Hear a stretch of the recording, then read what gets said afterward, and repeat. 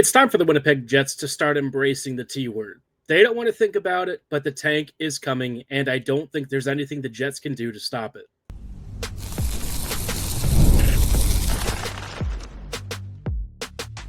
Your Locked On Jets, your daily podcast on the Winnipeg Jets, part of the Locked On Podcast Network, your team every day.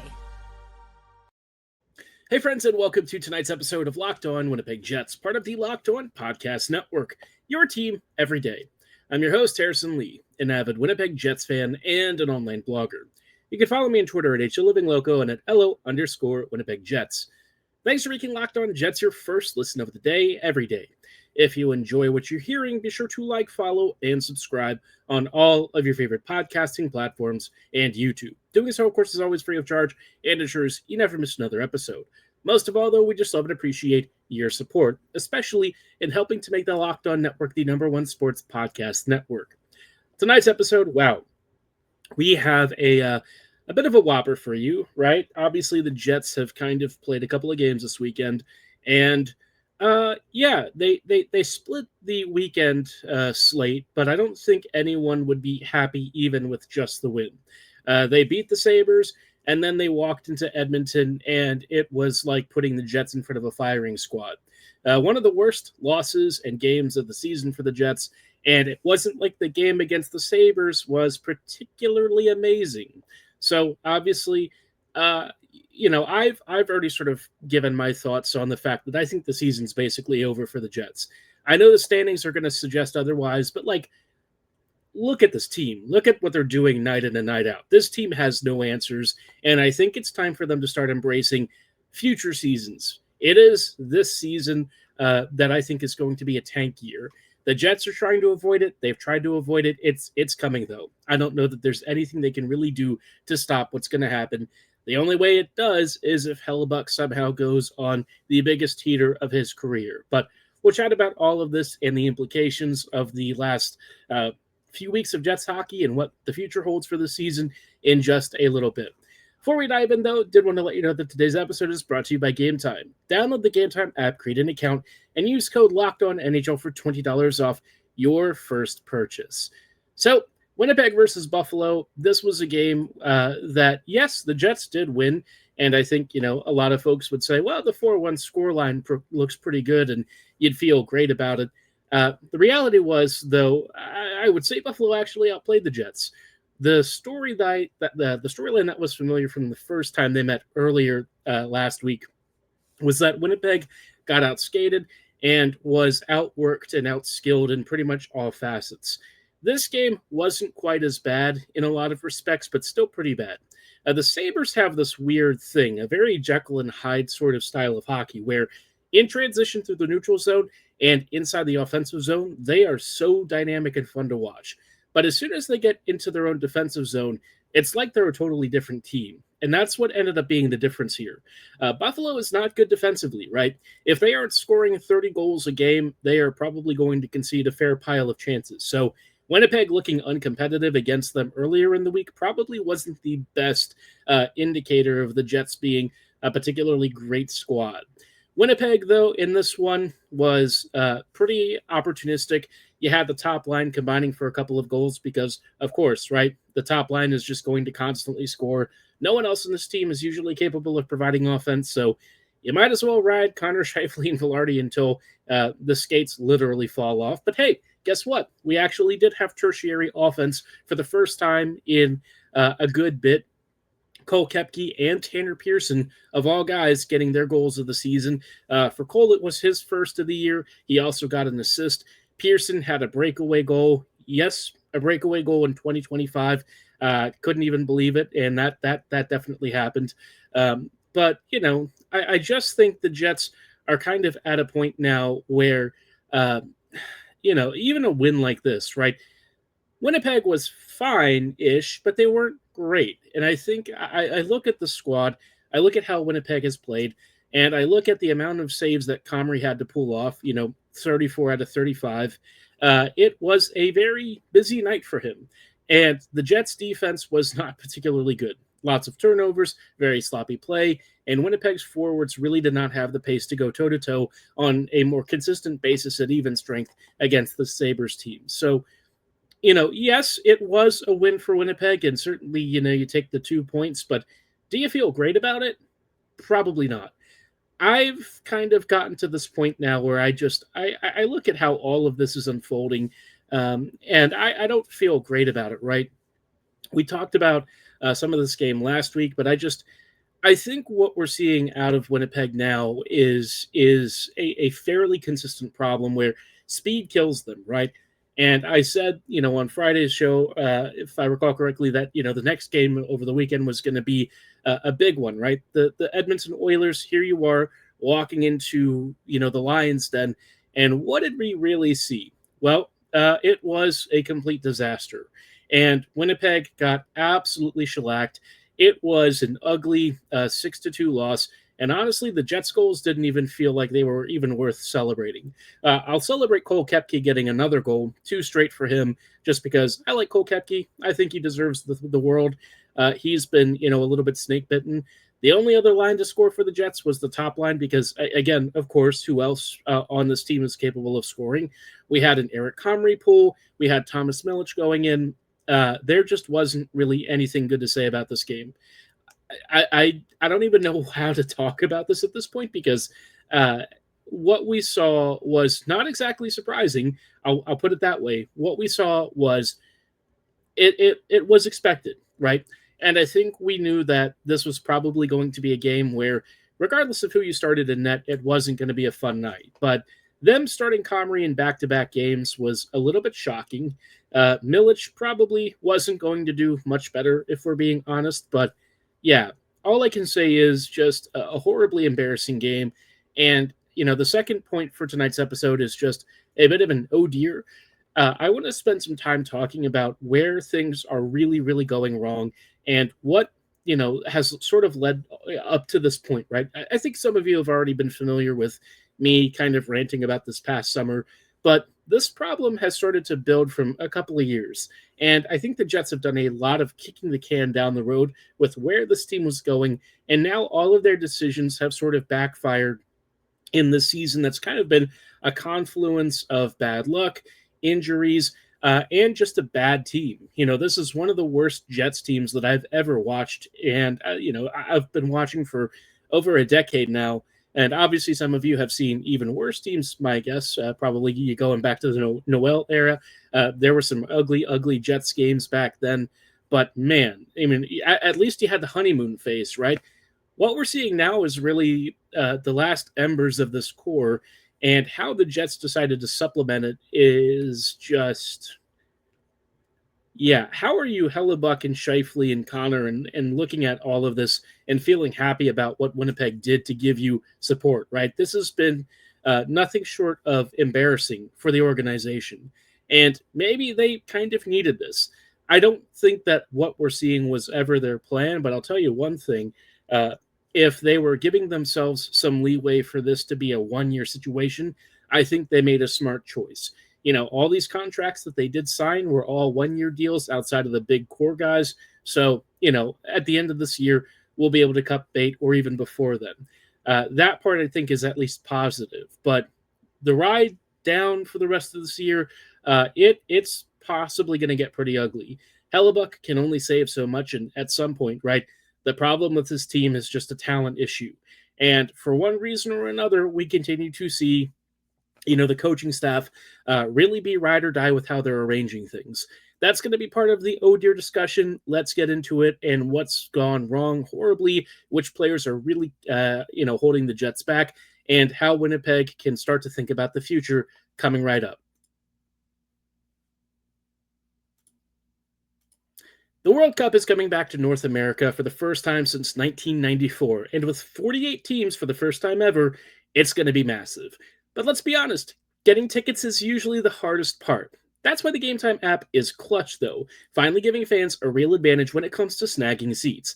With Gametime, you can track price drops in real time, get alerts when great seats open, and buy tickets the moment they hit the app. It puts the power back in your hands. It makes going to the World Cup realistic instead of impossible. You also get a seat view feature that lets you preview where you're sitting and get a panoramic view of your actual experience. For those of you who have not been in stadiums in North America and are coming over for the first time, this is a great chance for you to see what the in-arena experience is going to be like. Or if you're going to Mexico, obviously they'll have some games there. Great chance for you to use the Gametime app, save some money, and prices will always be upfront. There's no hidden fees, no surprise charges, and you'll always know exactly what you're paying for. So take the guesswork out of buying World Cup tickets and every match, concert, or event with Gametime.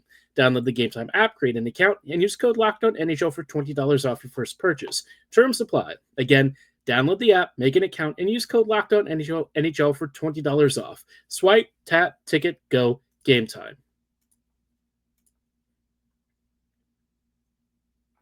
Hey friends, and welcome back to this episode of Locked On Winnipeg Jets, part of the Locked On Podcast Network, your team every day, and now the #1 sports podcasting network. Welcome back to tonight's show. As you very clearly see, this says "oh dear," and "oh dear" is probably the nice way of describing what we have seen for the past couple of weeks, and really before Hellebuck's injury. This Jets team just kind of sucks. I don't think that there's any real way of sugarcoating this. And it's not for a lack of effort. I mean, this squad is fighting tooth and nail to try and make things happen. And I honestly feel for a lot of the players, man, watching this team struggle, even for the stars, to make breakout passes, zone exits, all that usual stuff that we're used to seeing from them. It's painful, man. I've never seen guys like Morrissey and Scheifele and Connor and some of these other players just routinely struggle to do even the basics. And really, it's not been the top line, I would say. I said, the stars as an example, but, you think about Scheifele, Connor, Velarde, those guys have really tried to elevate their games and are doing their best to stand on their head. But now, a lot of the mistakes that we're seeing out of Morrissey, Sandberg, guys like that, it is piling up. And the Jets just don't really seem to have any answer for how to fix this because, quite frankly, there is no answer. I think that there are a couple of things the Jets need to do to at least try and maybe salvage things.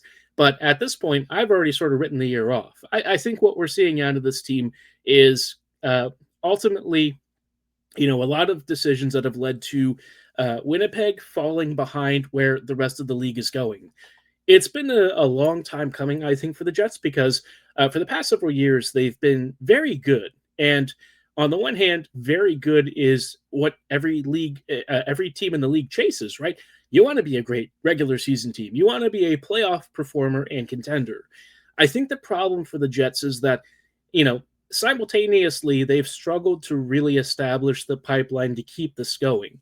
And, you look at some of the prospects that have refused to sign here, some of the guys that have kind of yo-yoed between a couple of AHL stints and NHL stints, and you just realize that the Jets have, a couple of guys in their system that could help them, but they lack the difference makers to really elevate this core to another level. And that's why in a little bit we're going to talk about embracing the tank. But I think when you look at what happened, especially in the past year or so, the Jets really went from being a very smartly run organization and making some great choices to just completely nosediving and doing a 180 from what I thought they were going for. How do you follow up a President's Trophy season, right? That's a very, very, very hard thing to do. You are expecting a step back. There's no way to really avoid it because a President's Trophy is a remarkable accomplishment, especially when you think about how the Jets have done it.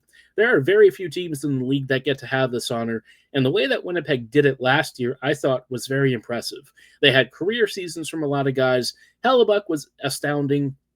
The team overall was pretty deep and well-balanced. But then, you started to see some cracks when the trade deadline rolled around and Winnipeg missed out on Brock Nelson. Ultimately, the Jets got leveraged by Lou for, Callum Ritchie out of Colorado. And Nelson this year, by the way, has been great for the Avs. So despite the overpayment that it appeared to be at the time, it kind of seems like he has started to settle in with the Avs. And, now Colorado is first in the league. So great. Awesome. Wonderful thoughts there. But that was, obviously not the most assuring moment. That ultimately hurt the Jets in the playoffs because Dallas, in the second round had Rantanen and Granlund, who both of those guys kind of sank more than a fair few goals against the Jets, ultimately being, the difference in that series. And then you look at the summer, and what did the Jets bring in? Well, they lost Ehlers and Appleton. And listen, I know Appleton is not exactly beloved by this fan base. I had my own problems with some of his games, but he was at least a competent middle to bottom six player. The Jets have then added Pearson, Taves, Koepke, and Nyquist. And out of all of those guys, the only one that I think has actually lived up to his role has been Koepke. Koepke was brought in to be a fourth-line energy guy who's fast and reasonably skilled. He's done exactly that. He can't score for the life of him until the past couple of games, but he does his job well. Taves has been probably one of the worst signings in Jets 2.0 history. I hate to put it in those terms, but he has been almost unplayably bad. It's been so awful that he's now at the wing because he just can't keep up at center. I don't know what else to say about it other than that the Jets are taking probably close to a $6 million bath by the end of the season on this contract because of their bonus structure.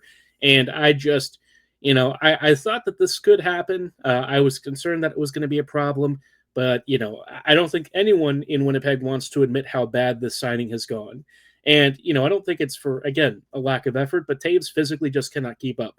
The league has changed. It's been a long time for him since he was in this league, and he was already declining before he left the NHL.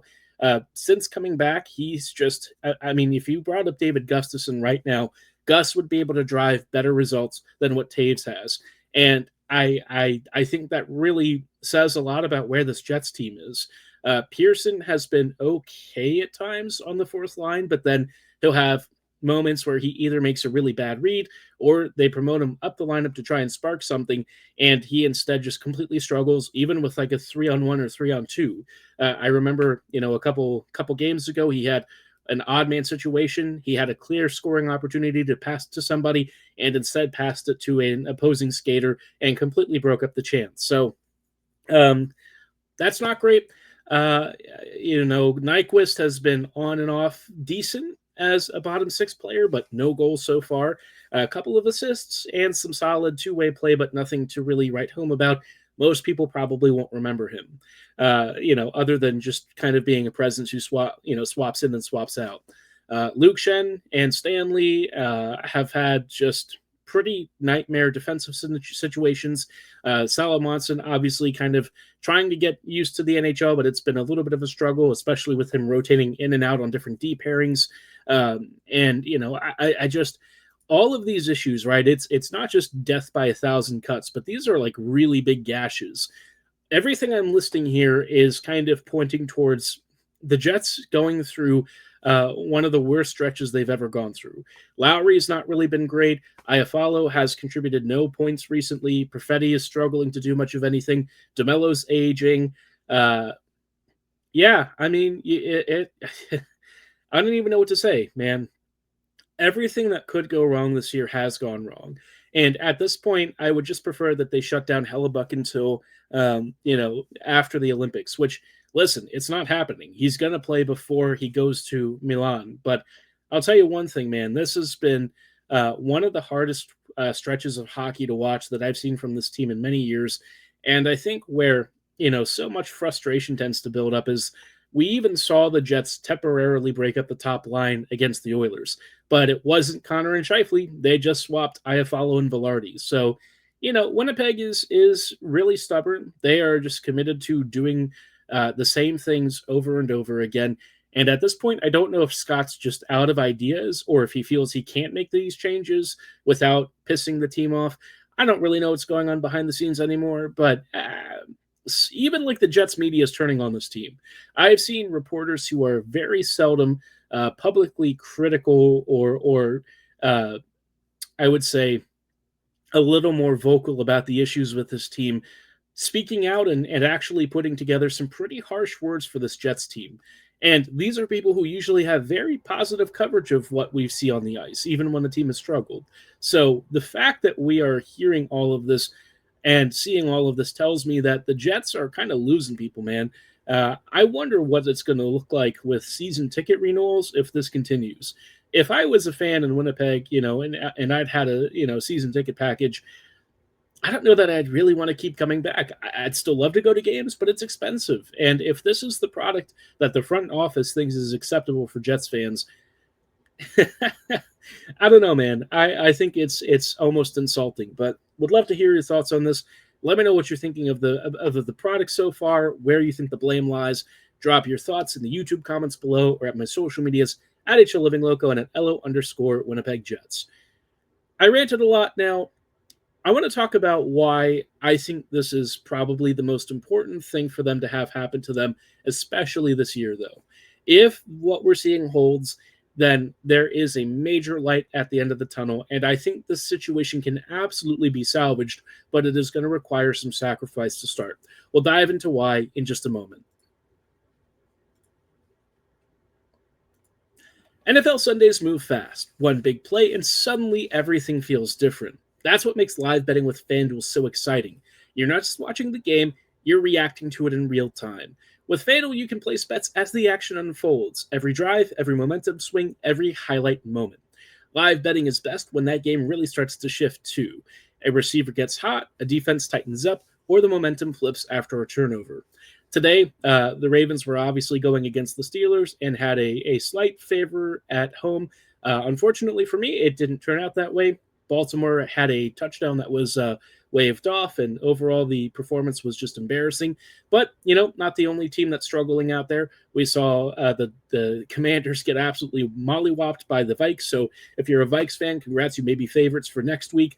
No matter what, though, no matter which team you follow, FanDuel is the only way to make the most of it and have a ton of fun. So if you want to be right in the middle of the action this season, visit FanDuel.com and place your NFL live bets all season long. FanDuel. The game moves fast, and so can you.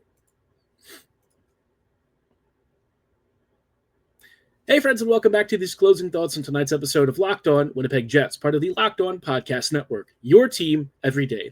Every day, thank you so much for rejoining us in tonight's episode as we are chatting a little bit about finally talking about the T word, the tank word, right? The Jets are going to have to tank. I don't think that there's any getting around what we're seeing here with Winnipeg. Winnipeg right now is towards the bottom half of the Western Conference. League-wide, they are 26th, which is, not too far from the bottom. They're just 5 points above the Nashville Predators for last in the league. And I'll be honest, I don't see them necessarily being in the bottom 10 of the NHL for the entire season. I suspect that once Hellebuyck comes back, they'll start to win a couple of extra games more than you might expect normally. But I'll tell you what. I think the Jets are firmly in lottery contention. This Winnipeg squad is so bad and so offensively inept that I just don't even know how much more this team can possibly accomplish, even with Hellebuyck in that. Before he went down, obviously the team was probably scrapping out some victories that maybe they didn't deserve. But at this point, I think the Jets' top line is only capable of carrying this team so far. And this is also assuming that when Hellebuyck comes back, he's actually 100%. We don't really know that that's going to be the case. And so it's time for the Jets to start talking about the future, right?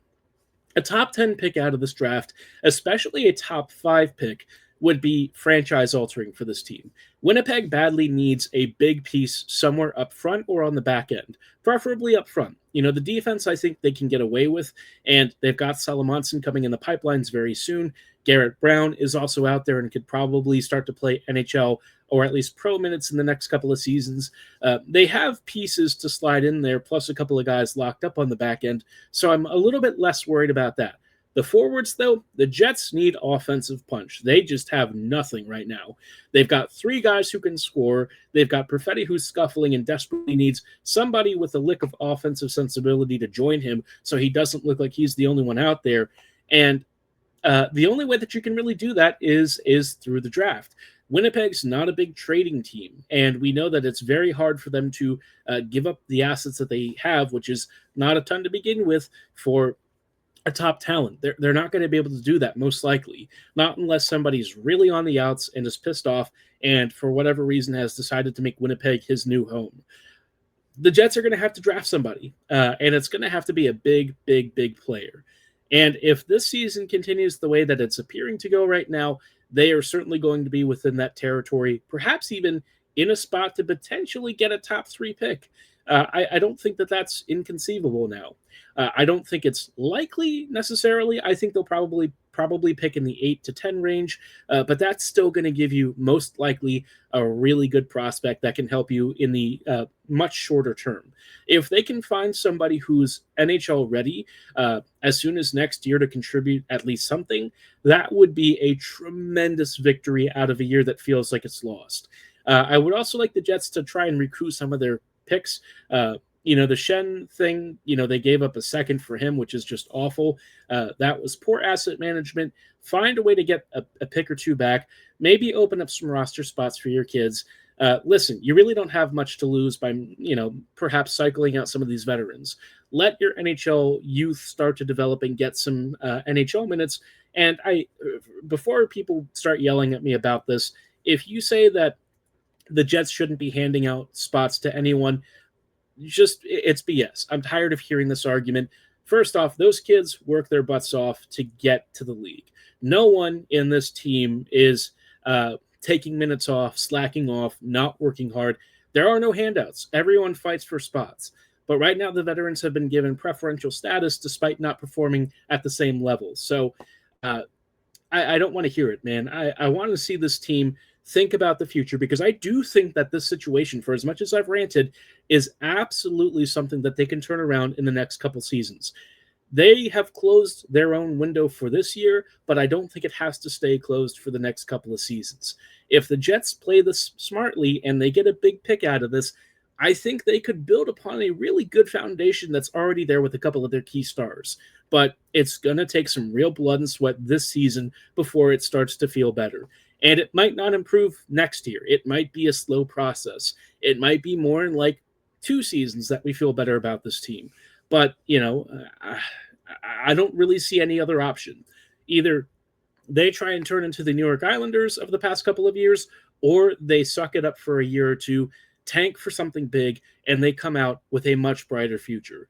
There's going to be some lost revenue. I'm sure the attendance is going to take a hit, but if you can give Winnipeg fans a reason to put their butts in the seats with a big young talent that can help set the franchise future with a big piece that gives this team exciting hockey again, I think we might start to see Winnipeg fans turn back and be more excited about this franchise and start coming back to the arena. We've seen some real empty seats the past couple of games, and I don't think that's an accident. So I say all of this because I really do care about this franchise and hope that they can turn things around. What we're seeing right now just hurts, man. For all the success that we've seen, it didn't really lead to a lot of playoff success, and I want to see Hellebuyck and the boys raise a cup. And the way that they've been given, this crappy roster, I just don't know, man. They need more. This team needs more, and the fan base deserves more. So love to hear your thoughts. Are you as frustrated as I am? Let me know your feelings in the YouTube comments below or at my social medias at HLivingLoco and at LO_Winnipeg Jets. For tonight's show, though, that's going to be all the time that we have. Thanks for listening. Have a great night. And as always, go Jets go.